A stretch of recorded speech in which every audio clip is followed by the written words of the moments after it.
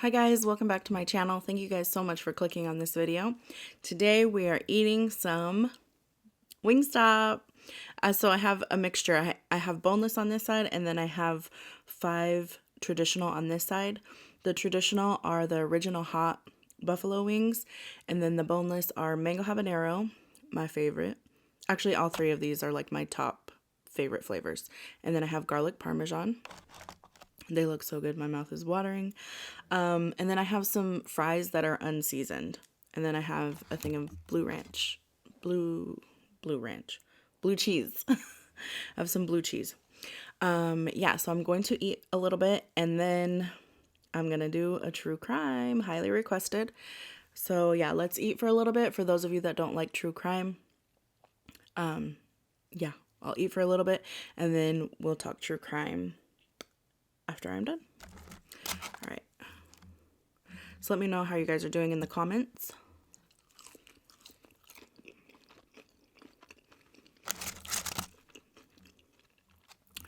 And for those of you who have not tried WingStop, who have told me before that you haven't tried WingStop, please tell me you've tried it. I mean, if you guys have it in your area. All right, so I'm going to start with garlic parmesan.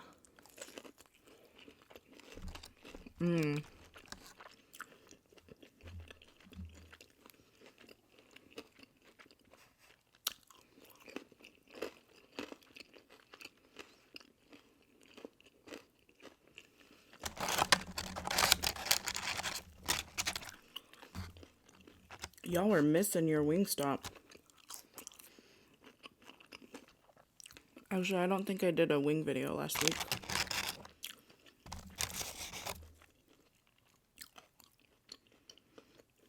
I didn't post a wing video last week. So, it's been a few weeks.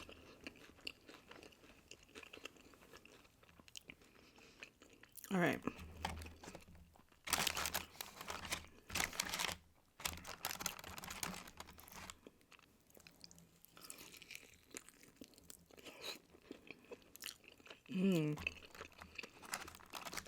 I forgot to ask for them extra crispy. Oh well.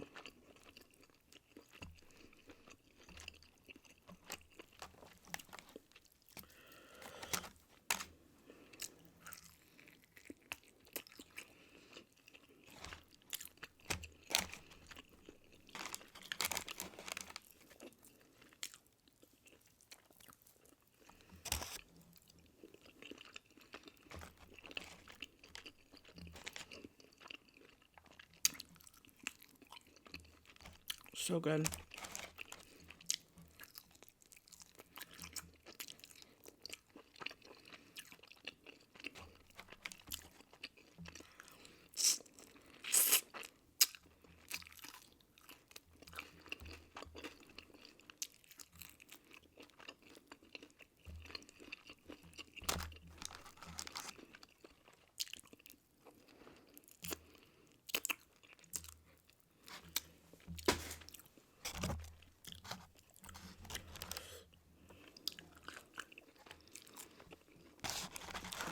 Let's have a mango habanero.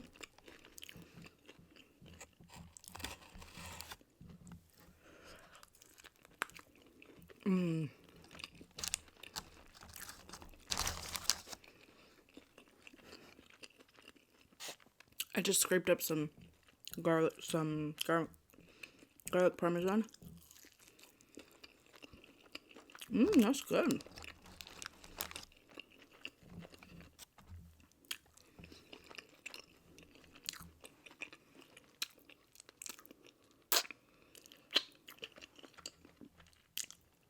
I forgot to drink.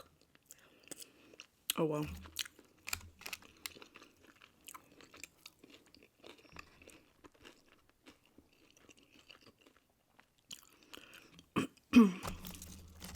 You guys, I've been doing so good at filming. I have 2 recipe videos coming out this weekend. One will be out on Friday, and one will be out on Sunday. And they'll both be up by noon. I figured I'd post them earlier so that if people want to, they can like have enough time to get the ingredients to make for dinner.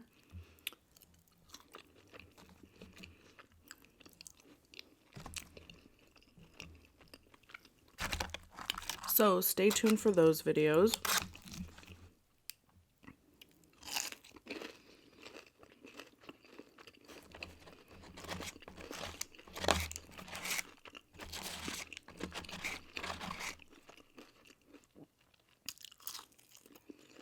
I put lots of sauce on these.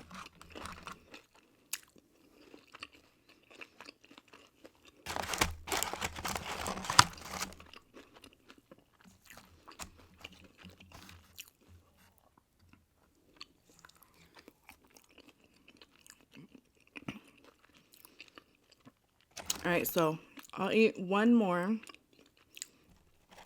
Let's see, I'll eat this one. And then we will talk true crime. This is going to be soft. Yeah. Too soft.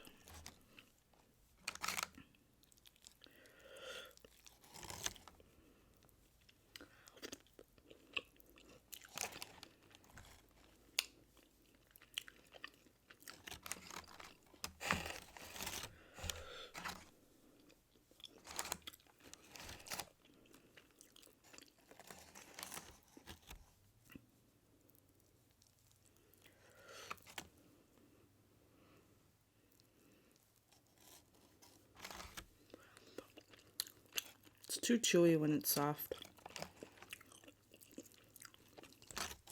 I don't like it.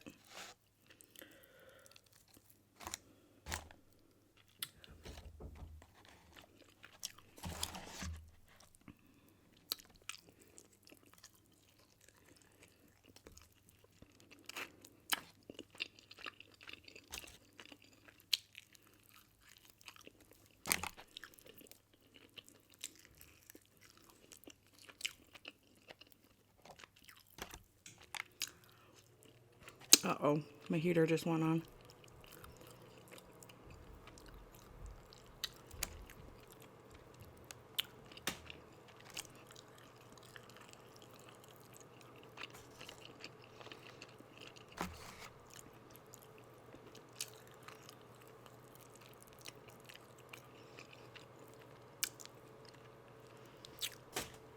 All right, guys, so this case was brought to my attention by a subscriber, and she brought up a good point. This case will just highlight the dangers of online interactions and meeting with people, you know? So, Marlene Ochoa, at the time of her death, was 19 years old. She was a beautiful woman from Chicago. She was still in high school. She was about to graduate from high school, and that's what she was looking forward to that year. She was also a mother of a 3-year-old son. She was happily married, and she was also expecting. She was 9 months pregnant with her second son. So Marlene Ochoa, on the day of April 23rd, she never returns home. She goes to school like normal, and then after her classes, she was supposed to pick up her 3-year-old son from daycare, but she never showed up to pick him up.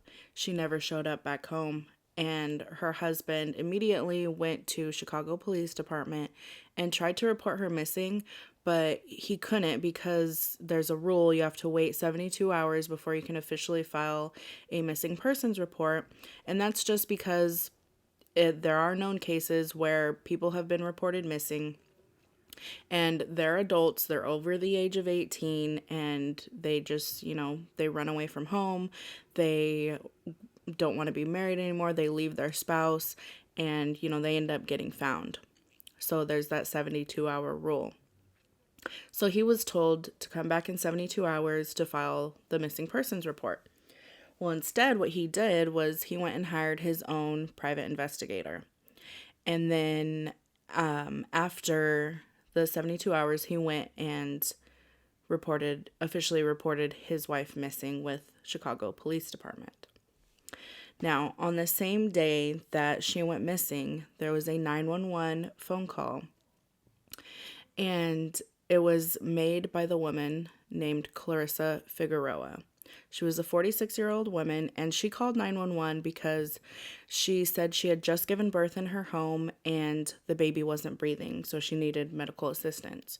So paramedics showed up, they transported her to the hospital, they put the baby on life support, and the hospital thought it was kind of suspicious because Clarissa didn't show any signs of having just given birth, let alone being pregnant, which was really odd.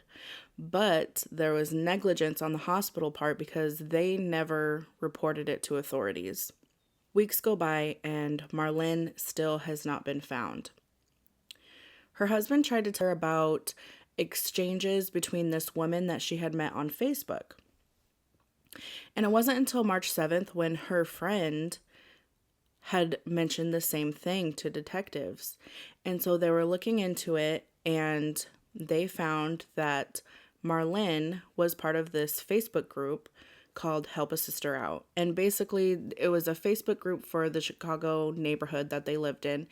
And it had 33,000 members, and expecting moms or moms themselves, they would go on there and they would offer free items to expecting mothers in need. And so Marlene was part of that Facebook group. Clarissa was also part of that Facebook group. So detectives, once they realized that Clarissa was part of that Facebook group and realized that they had been exchanging messages, they went to Clarissa's house, and that's where her daughter answered the door. And they asked her daughter about Clarissa's whereabouts, and Clarissa, her daughter's name was Desiree. And she told detectives that her mom was in the hospital because she had just given birth. So detectives thought that was kind of fishy.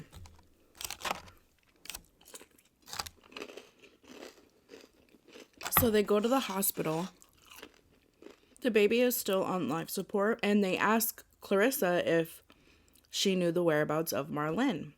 And Clarissa denied ever having met Marlene on the 23rd, but did say that they had met prior, which was true.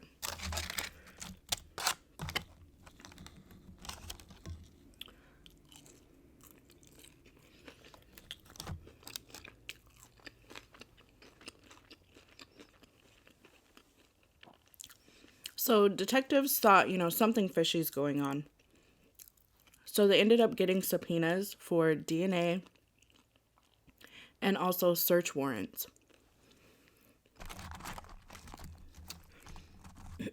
They get search warrants for the house because through private Facebook messages, they realized that Marlene, in fact, was supposed to meet Clarissa on April 23rd.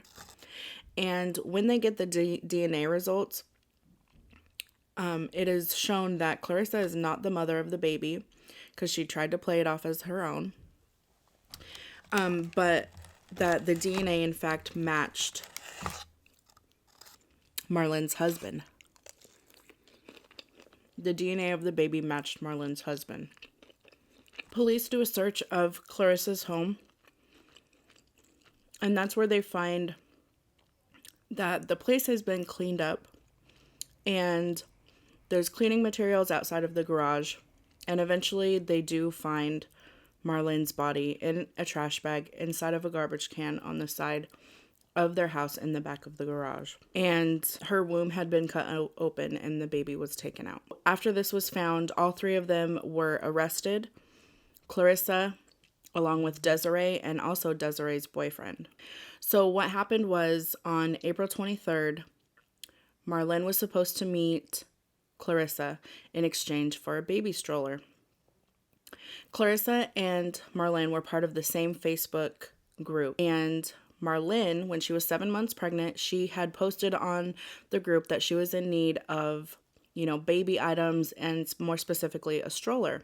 So Clarissa reached out to Marlene and said, hey, I have some baby clothes. We can meet up and you can have them. Clarissa said it would be best for them to communicate through private message. So Marlene met up with Clarissa. They exchanged the clothes. Everything was fine.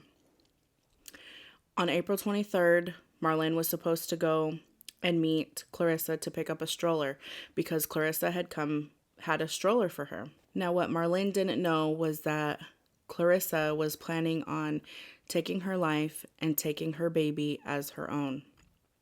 You see, Clarissa would post on Facebook in the group that she was pregnant, and her family members even thought that this was kind of strange because she supposedly had had her fallopian tubes tied.